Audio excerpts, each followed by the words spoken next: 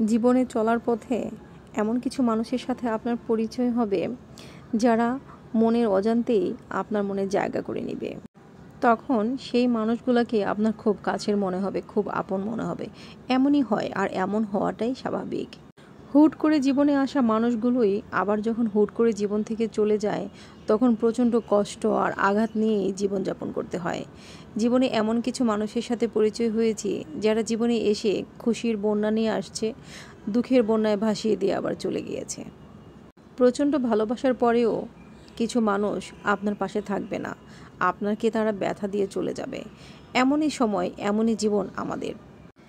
এমন একজন মানুষকে পাশে চেয়েছিলাম যে কিনা সমস্ত ভালোবাসা দিয়ে আমাকে আগলে রাখবে, তার ভালোবাসা দিয়ে আমার জীবনটাকে আলোকিত করে দিবে।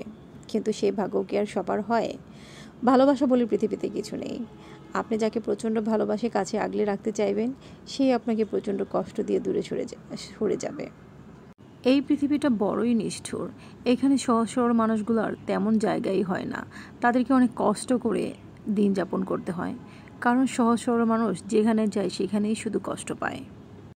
আবার কিছু মানুষ তো ফাঁদ পেতেই থাকে এই সহজ সরল মানুষগুলোকে কিভাবে অনেক কষ্ট দিয়ে পৃথিবী থেকে বিদায় করে দেয়া যায়। মাঝে মাঝে মনে হয় এই বিশাল আকাশের নিচে বেঁচে থাকা মানুষগুলোর কষ্টগুলো শোনার মতো কেউ কি নাই? সত্যি কথা বলতে, আপনার সুখের ভাগ সবাই নিতে আসবে। আপনি যখন ভালো থাকবেন তখন যেমন অনেক শুভাকাঙ্ক্ষী থাকবে, আপনার খোঁজখবর নেওয়ার জন্য অনেক মানুষ থাকবে, কিন্তু একইভাবে আপনার কষ্টগুলো শোনার মতো কেউ থাকবে না, একজনও থাকবে না। আপনি অনেক কষ্ট থাকলেও কেউ জিজ্ঞেস করবে না, না খেয়ে থাকলেও কেউ খোঁজ নিতে আসবে না। মোট কথা হলো, কষ্টের ভাগ কেউ নিতে চায় না, দুঃখের ভাগ নেয়ার জন্য কেউ আসে না। সুখের তরি পাওয়ার জন্য অনেকেই থাকে, কিন্তু দুঃখের তরিতে কেউ থাকে না। এটাই জীবন, এটাই আমাদেরকে মেনে নিতে হয়। তবে যাই হোক, আমরা তো বেশ ভালোই আছি আলহামদুলিল্লাহ। এভাবেই যেন আমাদের দিন কেটে যায় হাসি খুশি নিয়ে, এভাবেই আমরা বাঁচতে চাই।